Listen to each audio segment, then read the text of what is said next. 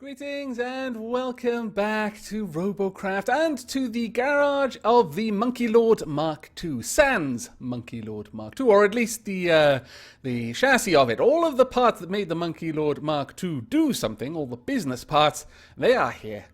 Now, this is going to be a building video, primarily a tutorial on how to build the Monkey Lord Mark II, or just a generic wall climber. Obviously, you will be naming it something else, I would imagine.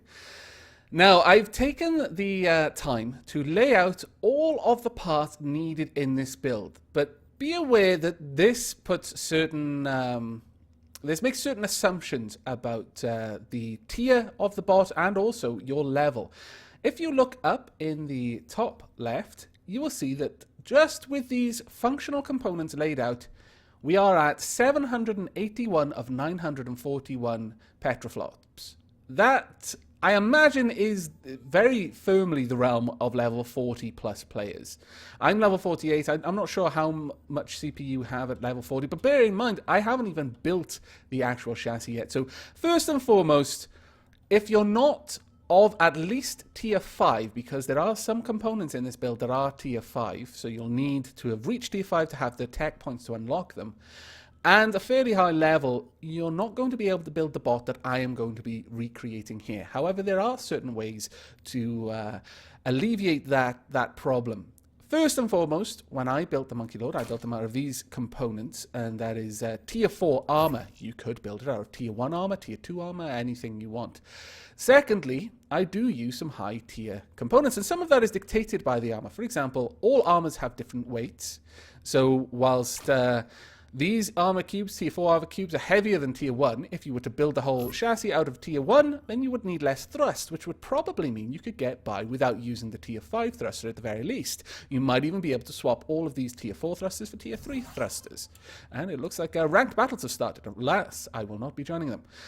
Secondly, we have tier 4 guns and a pair of tier 5 guns as well, and we have tier 4 steering wheels. We could get by with tier 2 steering wheels, with tier 2 or 3 guns. There are lots of things you could do to try and tweak the design to fit your particular level and your tier. And I strongly encourage that you use this video more as a inspiration for how to build a wall climber, rather than just copying it like a blueprint for a Lego build. Though, if that's what you want to do, by all means. I've no particular feeling on someone using my bot designs as they are. In fact, that's quite flattering. But for me, the fun in Robocraft is designing and being creative. The battles are just icing on the cake, but the main bit of the cake, the victorious sponge, if you like, of Robocraft is being creative with the design. And with that said, there's every possibility the Monkey Lord 2 will look slightly different from the one in my previous video. I will drop a little link to that in the video itself, just in case you haven't seen it, so you can see some battle footage of the Monkey Lord Mark II. But I'm going to be recreating this from memory, so there's every possibility that it'll be slightly different. But with that said, let's go over the components and then we'll start on the build. Now, for this, you're going to need 6 tier 4 steering wheels. You could swap some of these out for drive wheels. That's personal preference, and as I've said, you could have different tier wheels.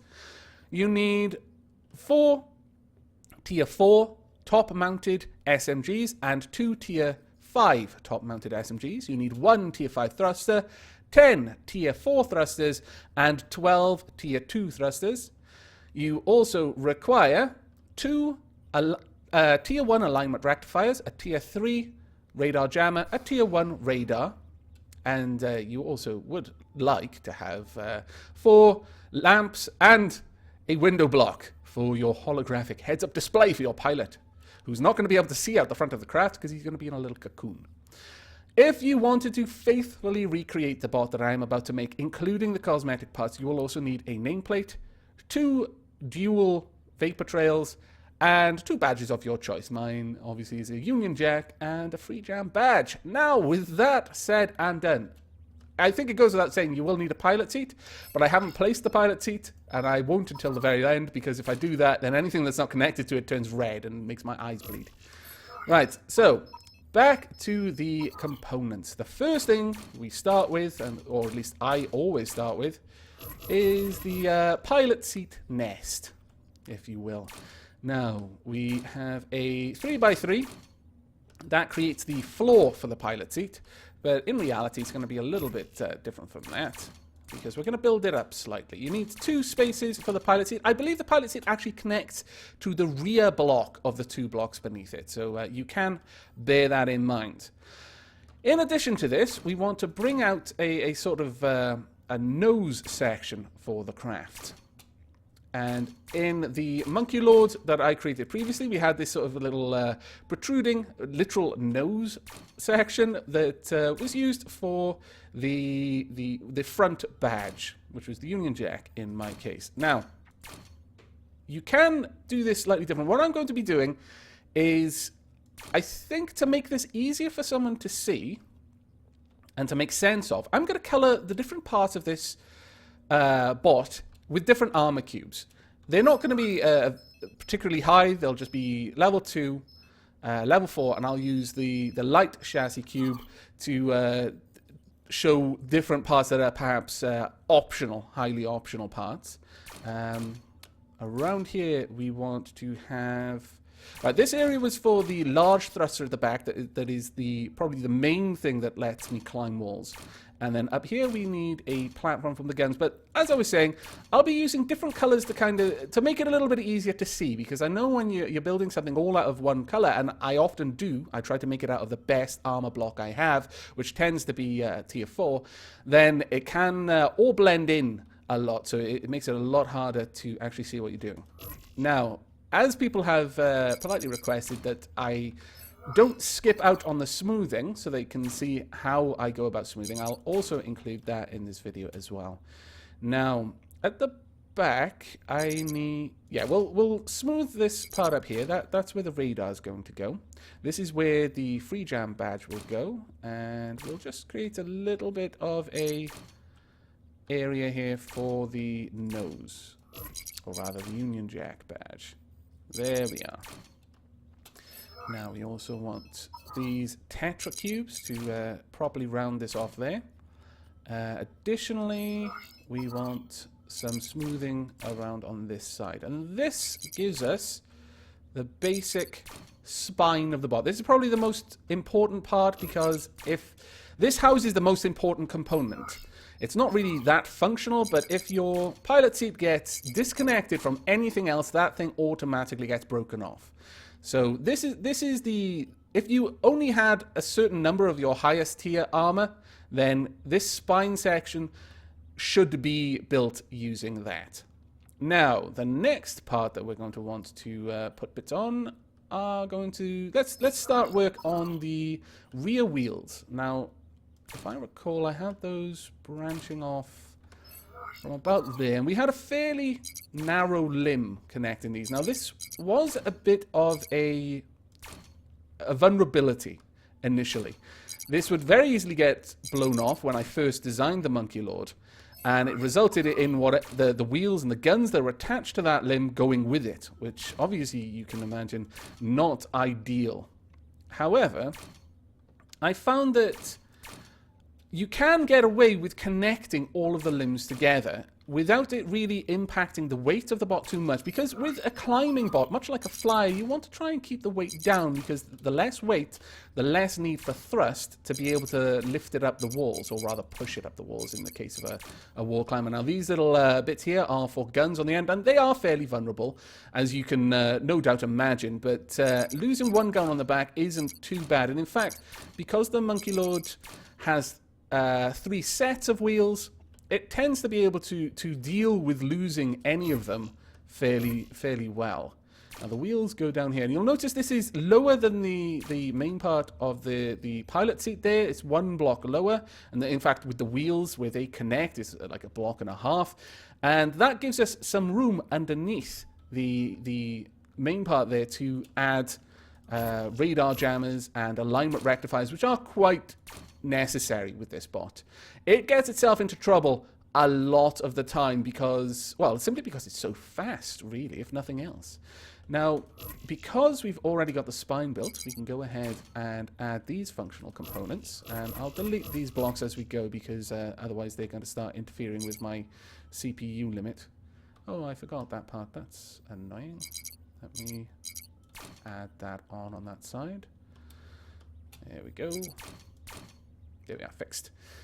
And we have the 2 aligned rectifiers underneath as well, just nice and tucked out of the way, so not easy to be shot off. If you put anything on the sides or on the top, people tend to shoot there. And unless we flipped up accidentally, it's very unlikely that we're going to be showing anyone the undercarriage of our bot. So anything we put there, especially if it's got a low profile, because you do need it to have a low profile, otherwise it'll come a crop and it'll get you stuck in situations where the terrain is bumpy. But by and large, they will be very, very well protected. Now on this side, this is our medium wheels. Oh, sorry, our middle wheels, I should say. So we'll take another pair of wheels off from there. And what we did here is, or rather what I did, I connected them to each of the limbs along, just to try and help with the stability. And what I'm going to do, just to make that obvious, that this is quite an optional part of the bot. I mean, it isn't actually that optional, because I do end up sticking functional components on these connectors, but you could find somewhere else to put them. So, you know, it's as optional as anything else in this build will be. But these are only there, or initially the reason I put them there, was just to add that extra little bit of stability. And I found that increased the survivability of the bot, or at least it's the survivability of its mobile components, or rather the components that give it mobility, enormously. I really couldn't overstate how much of a difference it made to have these components, these little tiny connections there. It really increased the longevity of the bot. Now here we want to branch this up, and also to have this come out just a little bit more. This is for the front wheels here, and we'll also get rid of those 2 over there. And it looks like battle rank is ranked battles rather are back in. Now we want some tier 1 cubes there, just to connect up there. Now, you could add shields. It would be hard, I imagine, to find a place to add them with this bot, because when it's all made out of the high tier armor, it's actually quite a tight fit into the tier that it ends up being in. But I'm fairly certain you could find a way to add shielding and actually make it functional and useful shielding, because I know a lot of people like to add shields so much that they'll just stick them on there just to have them there, and they're not really providing any benefit. But I'm fairly certain that you would be able to quickly redesign the bot in some way to add some extra shielding. You could even fit some more guns, I'm fairly certain. If you push these guns back, for example, you could probably fit some guns at the front there. Now, this is quite a functional bot in and of itself. It can't climb walls, but it can drive and shoot. And that's all you really need to begin with. I'll just put these badges on where they need to go. So there we are. That's the beginning of the Monkey Lord Mark II, with the separate colors here. So the white blocks are purely optional support structures that help add a little bit more survivability to the bot. So if a limb gets blown off, or a connector here, for example, then this wheel won't simply be disconnected from the entire bot, or this limb especially, because that is quite fragile. The green are the sort of branches from the spine, the limbs which connect the wheels and some of the guns. And then the orange cubes are the spine of the bot. Now, down here as well, again, this is highly optional, because this just adds a cosmetic component. Let's slide down there. I had the vapor trails just nestled underneath. Again, they're not too important, so it doesn't matter if you just leave those off. In fact, they're not important at all. They just add a little bit of a nice aesthetic. Now we get down to the nitty-gritty of adding in the thrusters. And you'll notice this conspicuous large slot there at the back. That is for the most powerful thruster. And the thruster which gives the... which probably accounts for the most of the Monkey Lord's ability to climb walls. You could get by with getting rid of that thruster and instead having more tier 4 thrusters. Quite often, you can fit more. They have more of effect in keeping the tier down.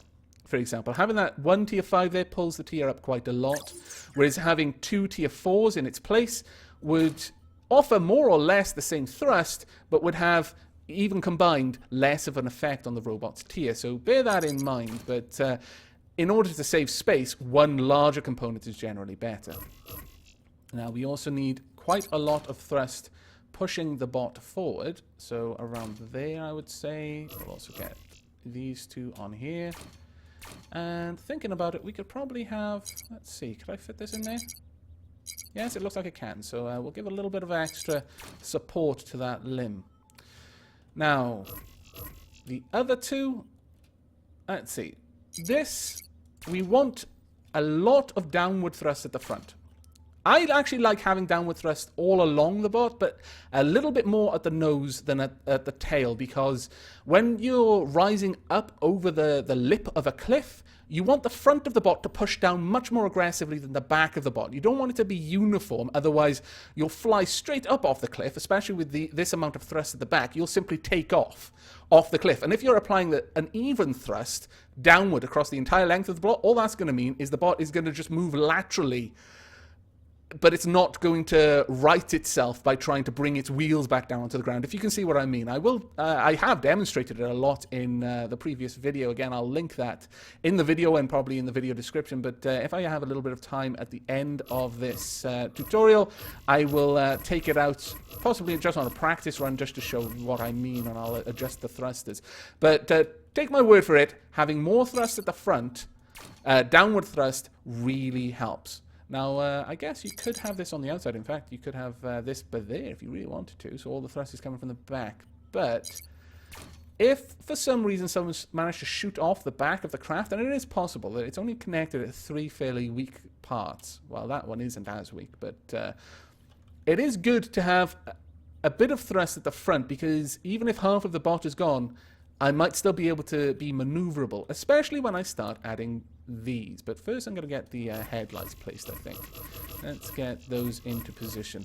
Now this is frivolous, adding these headlights, but I don't care. I like having the headlights there.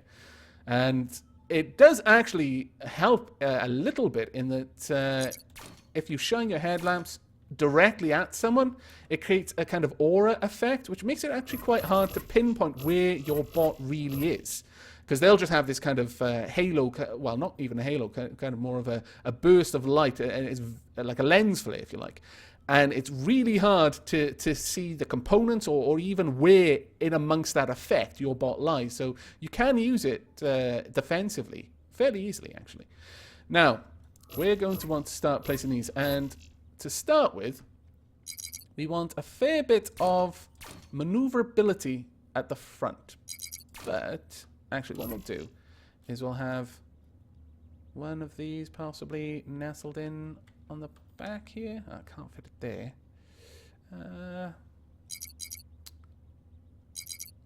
We could, yeah, well, yeah, we'll just nestle it in there. We'll have to make do.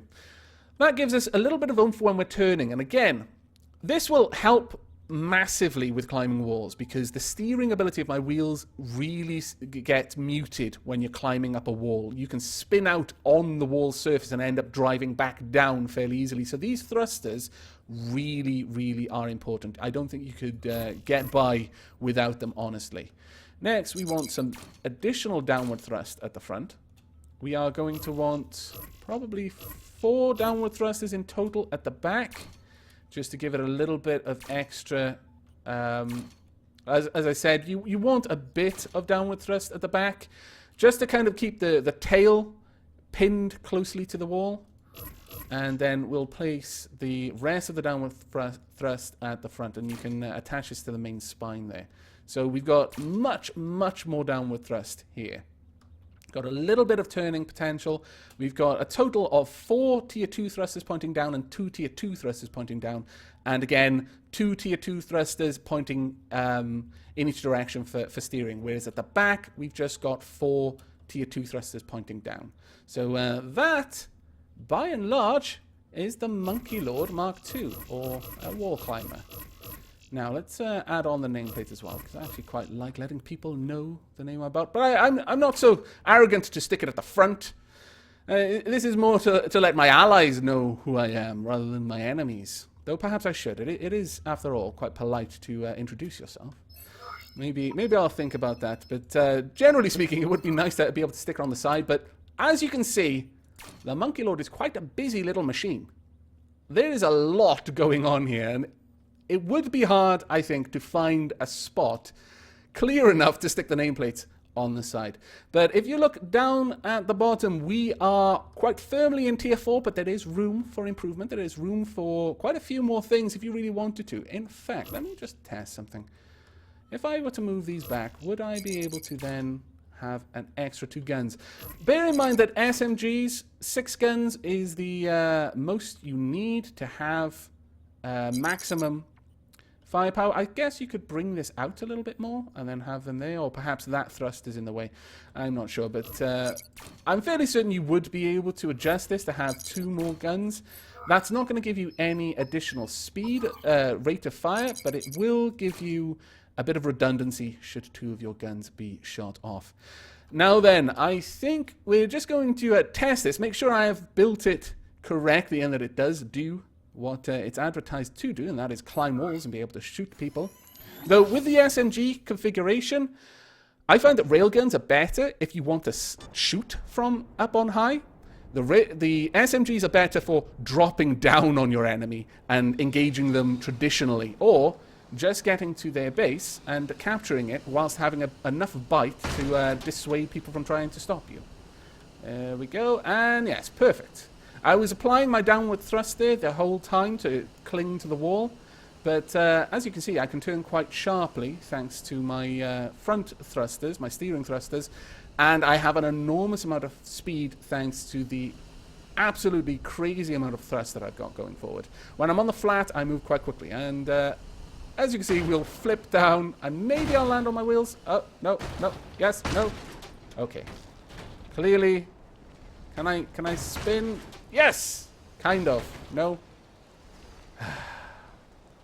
See, this is the other thing, the other reason why you want more thrust at the front than at the back, is because if you've got uniform thrust and you end up on your back, you can't flip. You need an uneven amount of thrust, i.e. more at the back or more at the front, in order to flip your bot up. But I do have the alignment rectifiers there just in case. Now, to give a quick demonstration of what will happen, I don't actually need to exit. Let me just go find another wall to climb. I'm not going to apply downward thrust when I get to the top, and I hope this will demonstrate that I will potentially just fly off, though that wall is a little bit too... I need a fairly steep wall to demonstrate this properly. We'll give it a try. If this doesn't work, you'll just have to take my word for it, but let's see.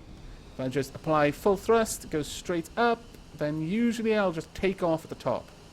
As you can see there. In this case, it wasn't too bad because I landed again, but without my downward thrust, the Monkey Lord can actually moonlight as a satellite. Wow. I actually think I've rebuilt the Monkey Lord better than before. This is fantastic. Though, bear in mind, a lot of this is coming from the fact that it's not heavy as it used to be. Because it is made of partially level 2 and level 1 blocks. And I seem to have glitched. Let me use my alignment rectifiers here. Let's wait for them to come online. I think they're online. There we go.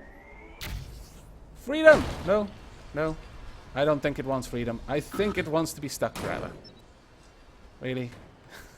Drive! There we go. But yes, this bot's characteristics would be very different, though probably less hilarious, if I had built it entirely out of tier 4 armor cubes because of the weight difference. So bear that in mind. It's not going to respond exactly as you've seen in this practice, unless you built it exactly, including the types of armor that I've got. But on the whole, are we going to get down properly? Yes, kind of. I mean, it was a poor dismount, but still, you ended up on your wheels, so that's not too bad.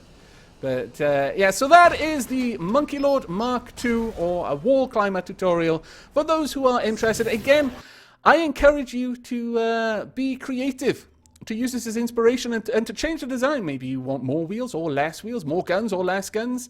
See how lower tier you can fit in, or I would be very interested to see if someone takes this design and uses it in higher tiers, perhaps with those awesomely colored armor cubes that I can only dream of buying because of their stupid price.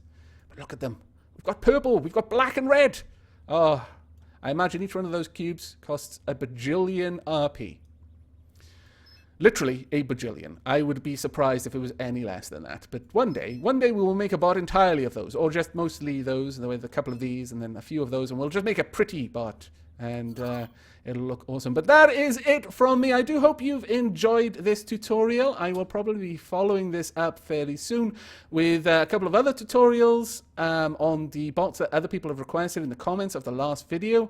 I decided I wasn't going to speed it up because I did want to discuss some of the reasons that I've built this bot this way, rather than just quickly building it and not really going over why it's built in the way it is. But you may see a couple more quick build tutorials in the future. But that is it from me. I do hope you've enjoyed, and I hope to see you on the battlefields in Robocraft in the future. But until then, and as always, do take care.